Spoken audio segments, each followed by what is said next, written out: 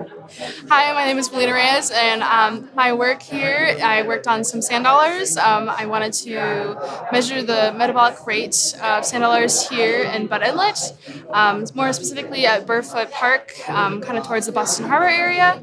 But my focus was measuring at a specific rate and comparing it to the mass and size of the sand dollars. So I started out with kind of looking at a bigger size range, anywhere between a very, very small, kind of the size of like tip of your pinky sand dollar to sand dollars that were the size of my palm.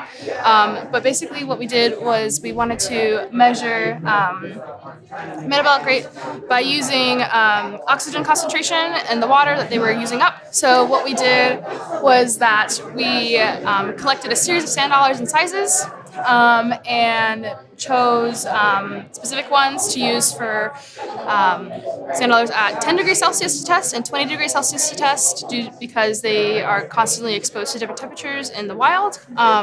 And we used a specific micron transmitter to measure the O2% in the water as we were doing our project. So this jar that we have with our project used some fun, fancy sensors. And as time went on and we were testing these, we were able to measure over a period of hours how fast they were going through the water oxygen concentration. Further on, we found more information about these sand dollars, more specifically that we found more about the size comparison to all of them and the temperature of how that impacted their metabolism rate. So the warmer the sand dollar was in the water, it seemed to have a faster metabolism. And also the smaller the sand dollar was, it had to have a higher metabolism. So there was some more information and more papers as well. But what we found was the smaller the sand dollar, the longer time it can go with limited amount of oxygen exposure. So this is really important because of climate changes and the environment.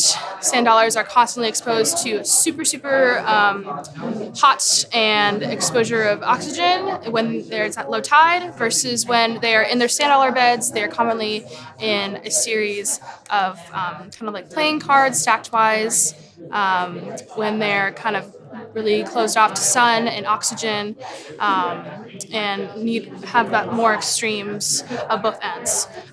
So because of this, we were wanting to understand how does these metabolism rates affect them maybe later on when climate change continues.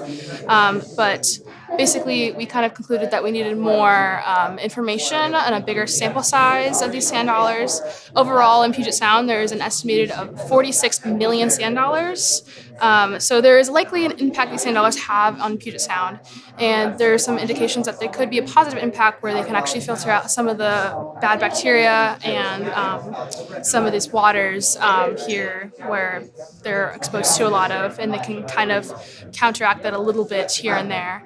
But some of these smaller sand dollars that we had did really well with a little bit of a lower exposure versus some of these bigger sand dollars where they went through the percentage of oxygen in our waters very quickly. So that definitely tells us a little bit more about their survival rate and how they can kind of flex to the different temperatures. The overall idea is that they're doing well, and they seem to be adjusting well to the different temperatures and exposures that they have.